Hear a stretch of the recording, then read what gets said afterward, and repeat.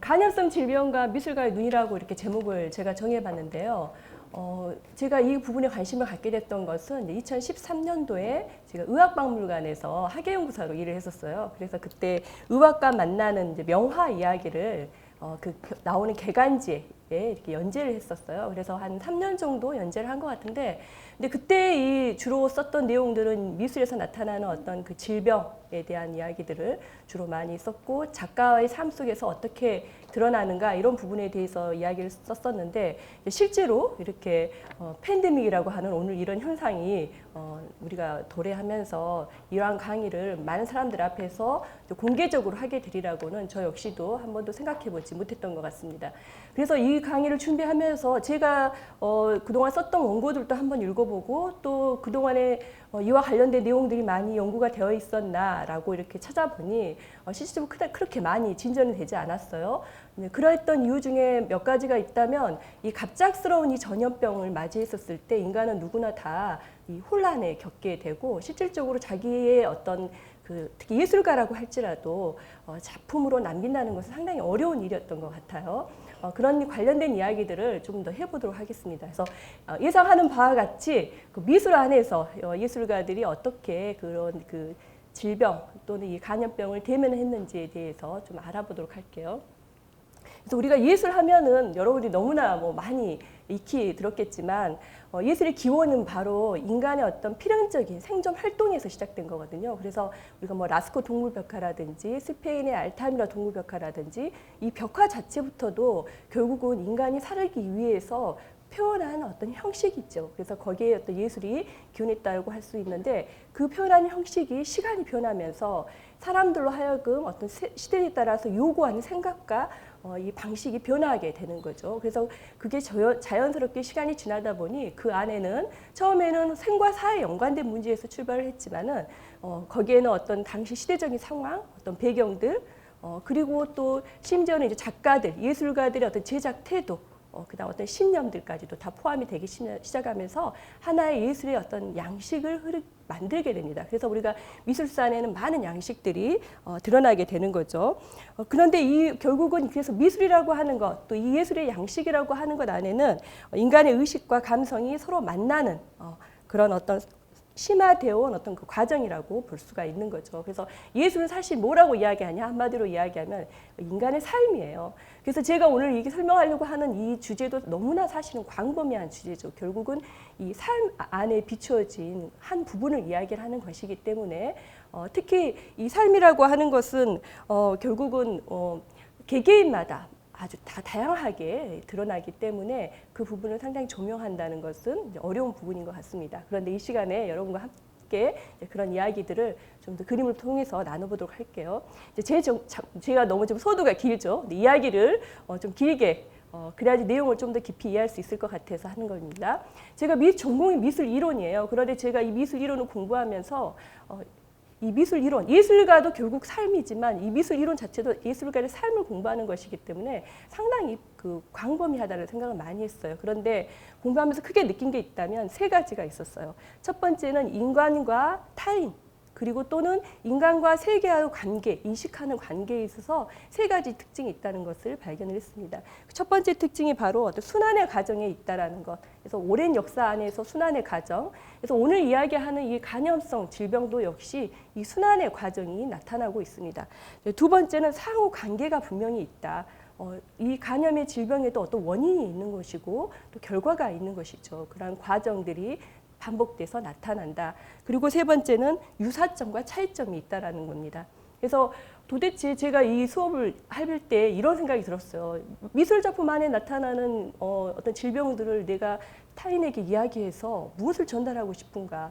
라고 생각을 했었을 때 단순히 미술 작품을 설명해야 되는 것인가? 라고 하는 그런 질문을 하게 됐는데, 결국은 우리가 제가 이야기한 이 세 가지를 통해서 어떻게 보면은 과거의 어떤 이해를 기반으로 해서 우리가 앞으로 나아갈 방향성을 다시 한번 생각해 보자는 거죠. 그건 역시도 제가 직접적으로 제시할 수 있는 그런 능력이 못 되기 때문에 미술 작품을 통해서 여러분과 함께 이야기를 나눠보자라는 겁니다.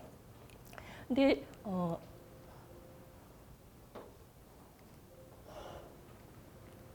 자, 이 작품은 이제 렘브란트의 작품인데요. 니콜라스 틸프 박사의 해부학 강의라고 하는 작품입니다. 자, 이 작품부터 시작을 하겠습니다.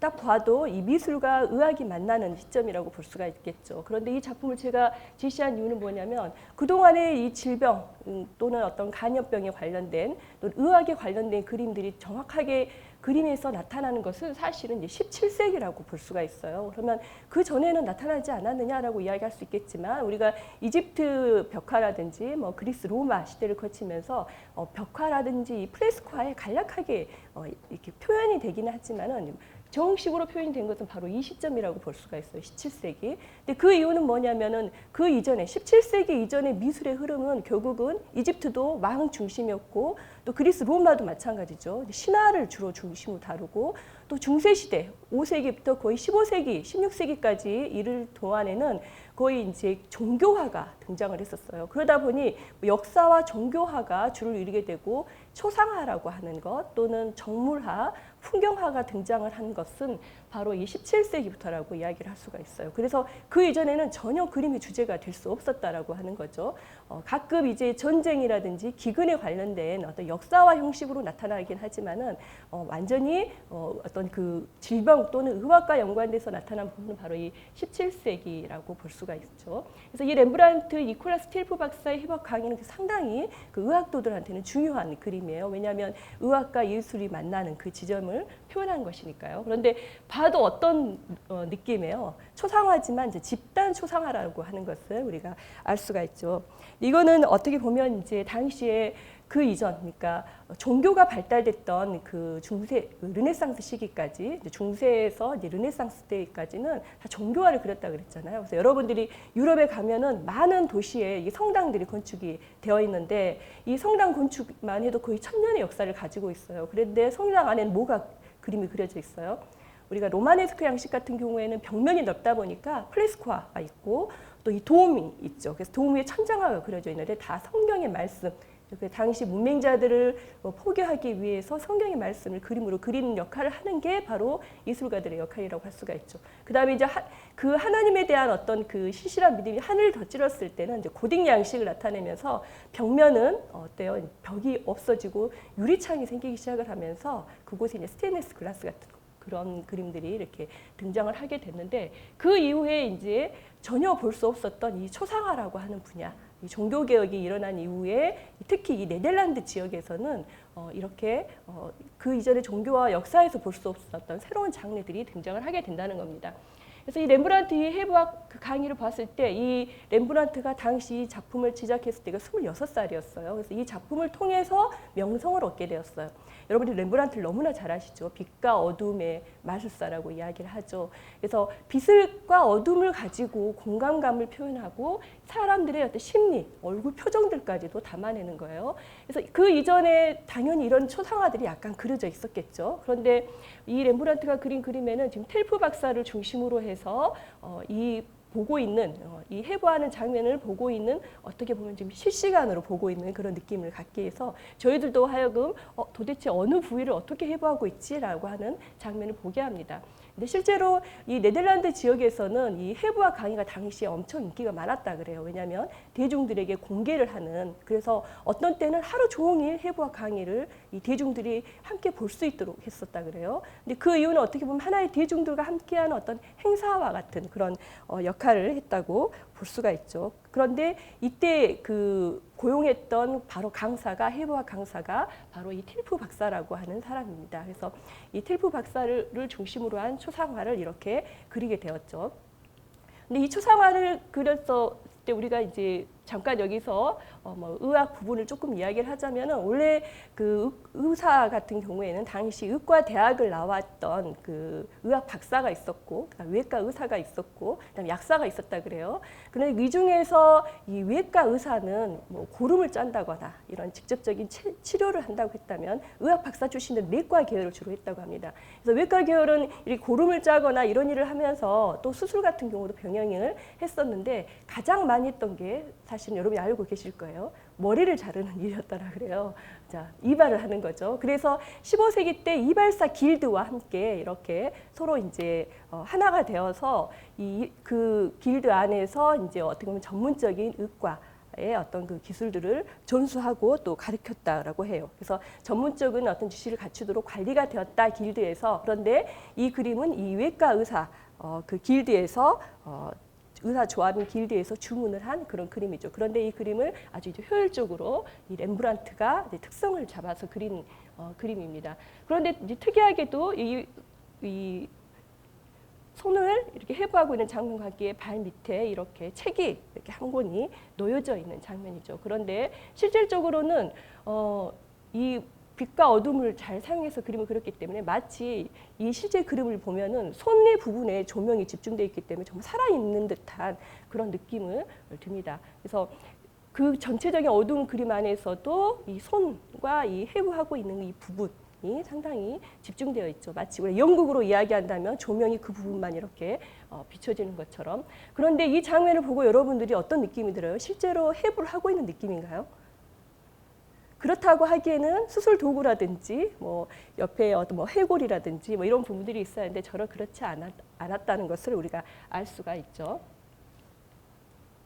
그 전에 그렸던 그림입니다. 불과 이제 몇 년 차이 안 나고 그렸던 화가들의 작품인데 대부분 다 이 해부학 수업을 많이 그렸었죠. 당시에 인기가 있었기 때문에. 그리고 이 해부학에 사용되었던 이 시체들은 주로 범법자들을 주로 이렇게 길드의 쪽에서 인도를 했다라고 합니다. 그런데 위에서 보면은 마치 경직되어 있는 전통적인 어떤 도상의 어떤 형식. 그래서 상당히 그 경직되고 움츠러져 있는 그런 느낌들이 들어있고 각각의 어떤 개개인의 얼굴 표정들은 잡아냈을지 모르지만 전체적인 어떤 조화의 부분에서는 상당히 어색하다는 것을 알 수가 있죠. 그런데 렘브란트의 그림은 정말 그 사실적인 그리고 각자의 어떤 감정까지도 이렇게 잘 드러났다라는 것을 알 수가 있고 모여있던 인물들 간의 어떤 생동감까지도 표현했다고 볼 수가 있어요. 그런데 실질적으로 이 렘브란트의 그림이 실제로 해부하는 장면이 아니다라고 이야기하는 이유는 당시의 시체의 해부는 복부부터 시작했다라고요. 그래서 뇌 사지로 이렇게 갔었는데 그는 팔부터 했다라는 거죠. 그 가장 큰 이유는 무엇이냐? 일반적으로 이렇게 수술 도구도 등장을 하게 되죠. 또 그 시신의 얼굴을 가리는 형태를 하고 있는데 렘브란트는 또 그런 모습을 갖고 있지 않습니다. 그 이유는 해부학의 창시자가 있었어요. 그래서 안드레아스 베살리우스라고 하는 이 사람이 이 해부학을 처음으로 선보였던 사람입니다. 그런데 그가 이 1543년도에 인체의 구조에 관하고 하는 책을 썼어요. 근데 그 책 안에서 가장 중요한 것은 팔의 구조다라고 이야기를 해서 그 이후부터 어떻게 보면 해부학의 어떤 이론적인 기반을 세웠던 이 베살리우스를 떠올리면서 많은 이 해부학 관련된 그림에는 이 팔이 등장을 하게 됩니다. 그래서 어떻게 보면 이 팔이라고 하는 것이 어떤 상징적인 어떤 의미를 갖고 있는 거죠. 그래서 렘브란트 역시 이 지식이 전수되는 그 순간에 이 팔이라고 하는 것, 해부하는 장면을 강조함으로써 어떤 당시 어떤 시대적인 어떤 상황들을 표현하려고 했다라고 하는 거죠. 제가 여기서 이야기하는 이 상징이라고 하는 것, 그래서 이 네덜란드 지역에는 이제는 어떤 상징을 통해서 또는 어떤 우의적인 것을 통해서 또는 알레고리를 통해서 표현하는 방법들이 등장을 하게 돼요. 그래서 그 이전에는 종교화를 그렸다면 이제는 이들이 당시 어떤 시대적인 상황, 어떤 종교의 어떤 부패, 그다음에 어떤 신구교의 어떤 갈등. 그런데 그런 것들을 표현하려면 어떻게 표현해야 되냐라고 했을 때 상징적인 것, 그다음에 우의적인 방법. 우의적인 방법이라는 것은 어떤 대상을 통해서 내가 하고자 하는 이야기를 풍자하거나 은유하는 방법, 또는 알레고리 같은 경우는 아주 추상적인 내용들, 특히 성서의 내용들은 우리가 읽기는 하지만 당시 현장이 없었잖아요. 그런데 이 성서에 기반한 내용들, 추상적인 내용들을 이 알레고리를 통해서 표현하는 그런 방법들을 많이 사용을 하게 됩니다. 사실 그것을 통해서 은유를 통해서 비판하는 거죠. 당시 시대상들을. 특히 이제 이 시기 때는 이 루터가 종교 개혁을 했던 시기이죠. 그래서 거의 16, 17세기 때 유럽 전 지역에서 이 종교 혁명에 관한 그 분위기가 일어나기 시작을 하고 1517년도에 이제 루터가 종교 개혁을 실시를 하는데 그 이유가 뭐예요? 결국은 미술에서도 역사와 뭐 그 종교화가 거의 뭐 1000년을 뭐 이렇게 주류를 이루었듯이 로마의 교황 정도 어떻겠어요? 이탈리아의 로마의 같은 경우에도 어떻게 보면 권력이 그곳의 중심이 되어 있었고 심지어는 교황이 정치에 관여를 하게 되고 더더군다나 또 신학자들 또는 이 성직자들이 타락하게 되는 경우가 발생을 하면서 전반적으로 영적으로 권위가 와해되는 그런 형태가 되면서 자연스럽게 이 종교 개혁이라고 하는 루터에 의해서 그런데 가장 그 영향을 받았던 것이 바로 이 네덜란드 지역, 더 엄밀하게 이야기하면 플랑드르 지역이라고 할 수가 있어요.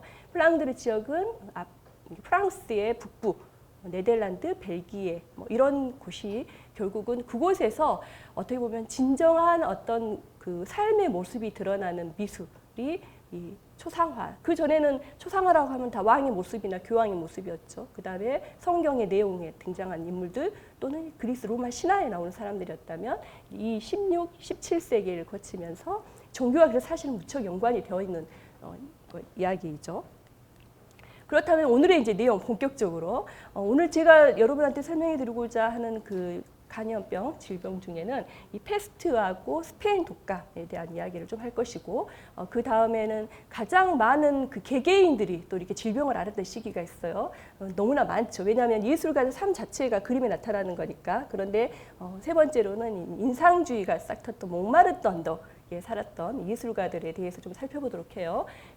그래서 이 페스트 여러분이 너무나 제 시간이 몇 번째인가요? 한 5번째 정도 되는가요? 그래서 많이 이야기를 들어봤을 거예요. 이제 흑사병이죠. 그래서 쥐에 기생하는 벼룩에 의해서 옮겨지는 급성 열성 간염병. 이것은 이제 사전적인 이제 정의로 나와 있는 거예요. 그래서 1347년도, 1351년도에 이 유럽의 전역에서 거의 30에서 50%가 사망을 했다.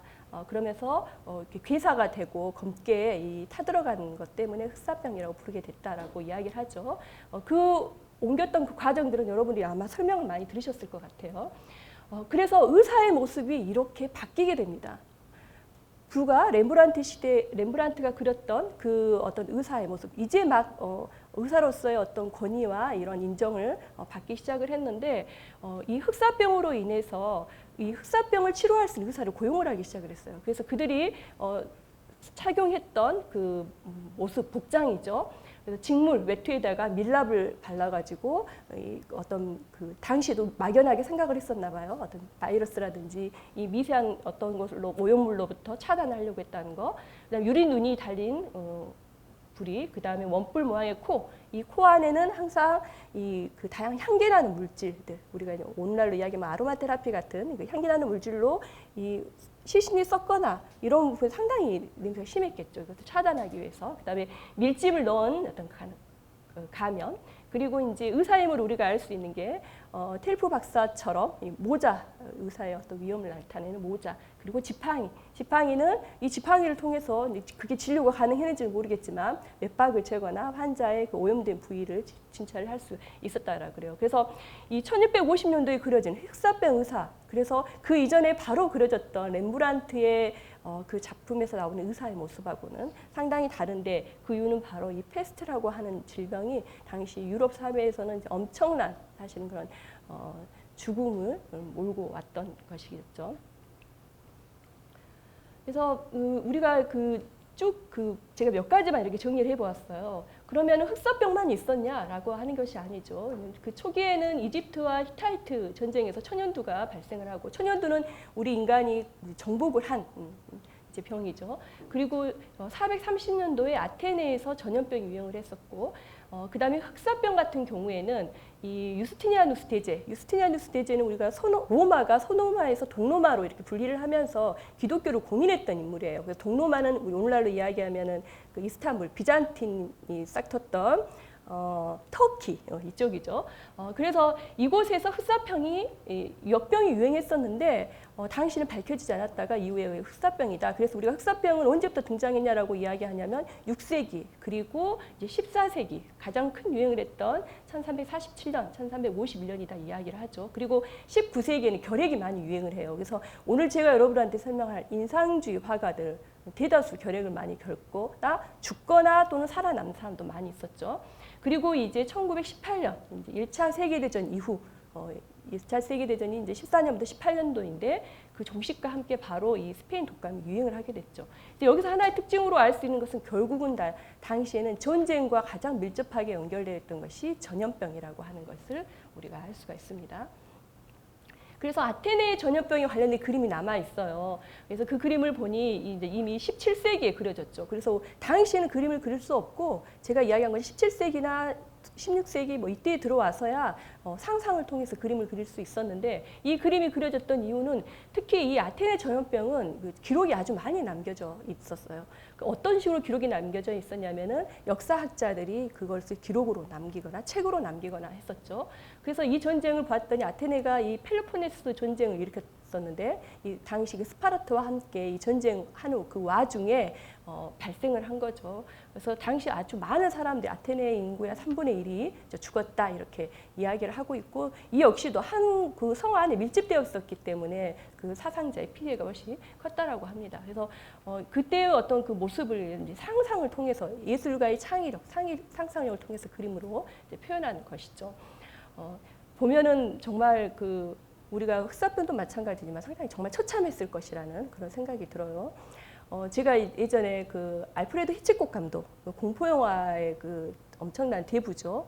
알프레드 히치콕 감독이 어떤 그 썼던 글을 제가 한번 읽어보니까 인간에게 가장 두려운 것이 무엇이냐. 그래서 실질적으로 알프레드 히치콕 감독의 영화는 다 공포 영화인데 실제로 그 안에 어떤 그 뭐 우리가 소위 말하는 어떤 귀신이라든지 드라큘라라든지 어떤 정확한 공포를 주는 대상은 등장하지 않는데 그 보이지 않는 그 어떤 무언가가 나를 이렇게 위협하고 있다라고 하는 그 느낌이 영화 속에서 계속 암시가 되고 있어요. 나중에는 무슨 뭐 새라든지 이런 상징적인 걸로 표현을 하는데, 근데 그때 이 히치콕 감독이 생각했던 건 뭐냐면 어렸을 적에 아빠랑 같이 길을 가는데 아버지랑 같이 길을 가는데 갑자기 아버지가 경찰에 대고 쏙닥쏙닥 이야기를 했어요. 그 다음에 아버지는 잠시 자리를 비운 사이에 경찰서에 끌려갔어요. 그래서 철장 안에 갇히게 됐어요. 어린 나이에.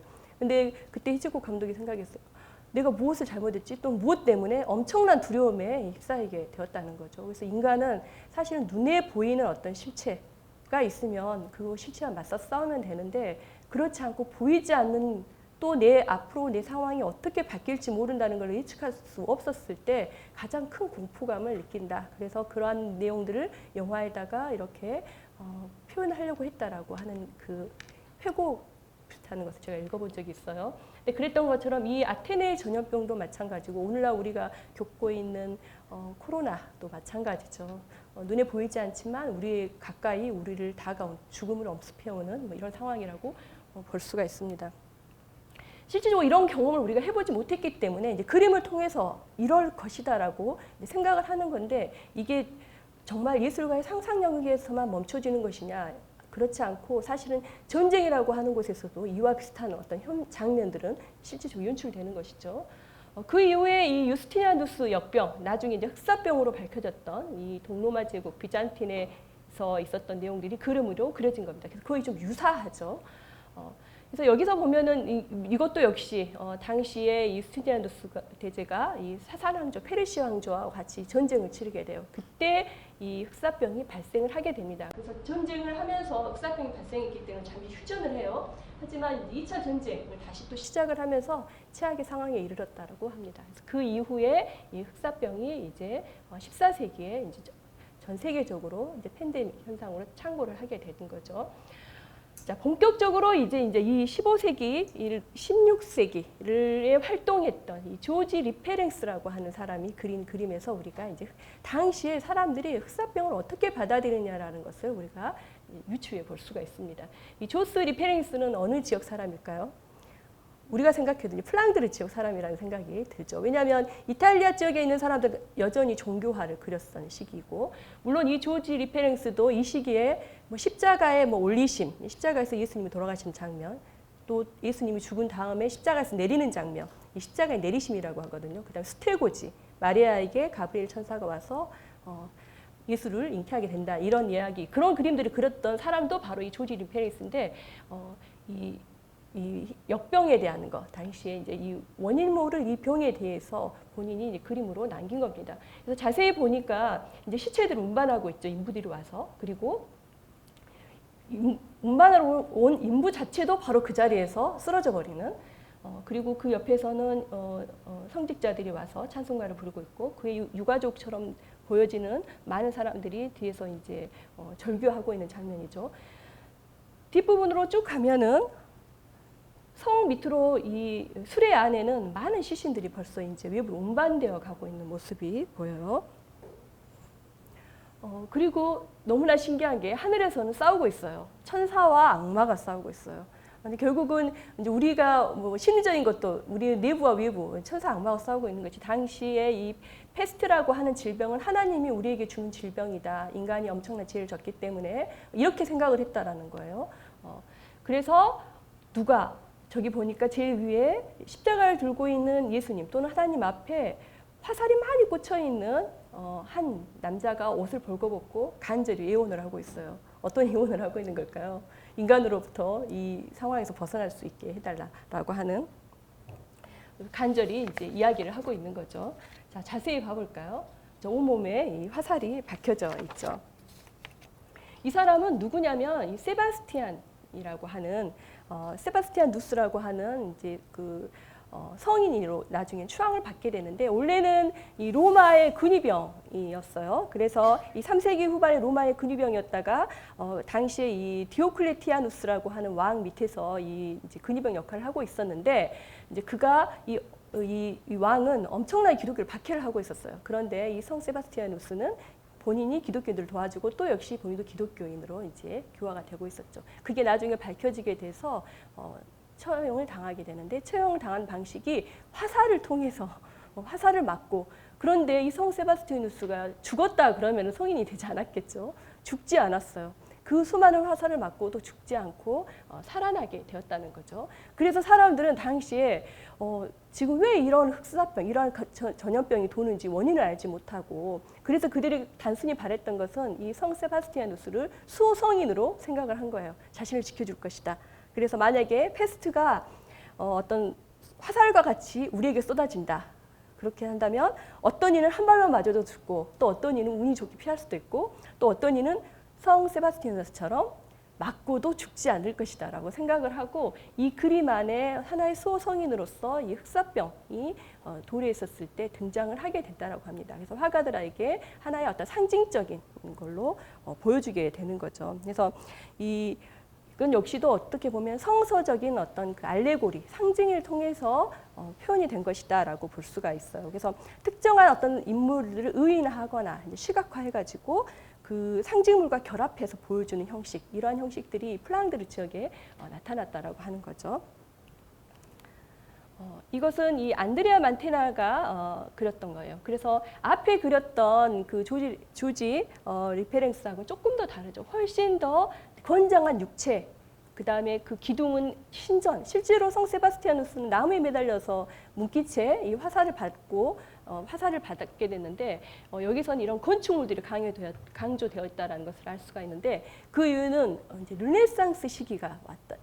이 사람은 이탈리아 출신이에요. 그래서 이탈리아 사람들은 15세기 이 중세를 거치고 나서 15세기가 됐었을 때 다시 어떻게 해요? 재생이라고 하는 다시 과거의 그 로마와 그리스의 어떤 고대 로마 그리스 거기다가 기독교적인 것을 결부시켜서 새로운 어떤 그 탄생을 로마 문화에 대한 탄생을 꿈꾸죠. 그러면서 자연스럽게 우리가 그것을 르네상스라고 부르잖아요. 그래서 어떻게 보면 여기에도 그 르네상스의 이제 그 전조가 보이는 거죠. 그래서 성 세바스티아누스도 마치 어때요? 우리가 그리스 로마 시대에 봤었던 것처럼 그 엄청난 그 완벽한 육체 균형을 갖고 있는 신체를 조각처럼 보여지죠. 이렇게 신체를 강조한 이런 그림. 그리고 로마와 그 그리스에 있었던 고전 건축들 대부분 그 아치형이라든지 우리가 파르테논 신전을 생각하면 될 것 같아요. 아치라든지 그리고 당시에 기둥이 무슨 도리아식이냐 이오니아식이냐 뭐 코린트식이냐 있잖아요. 그런 코린트식의 어떤 그래서 그림의 배경부터가 다르죠. 이탈리아 사람이 그린 거하고 르네상스 시기를 맞이하면서 그다음 르네상스 시기의 가장 큰 특징이 뭐냐면 첫 번째가 그렇게 그리스 로마 신화로 다시 그리스 로마의 어떤 모범으로 되돌아가는 것, 그것을 재생시키는 것, 중세를 벗어나서 그래서 그것을 그림 안에 드러내는 것이고 첫 번째는 이 시기부터 이제 유화가 개발이 되게 됩니다. 유화 그리고 이제 원근법. 그래서 여기서 그 존재를 볼 수가 있죠. 뒤에 배경이 이렇게 원근법을 통해서 공간이 쑥 들어갔다라고 하는 것을 볼 수가 있어요. 그래서 초기의 어떤 모습이기 때문에 우리가 유화라고 하는 것은 그 이전에는 다 프레스코화 였죠. 그다음 템페라를 그렸죠. 그래서 뭐 프레스코화는 뭐 석회를 섞는다든지 템페라는 뭐 계란 노른자를 유화제로 사용했다라고 한다면 이때 이제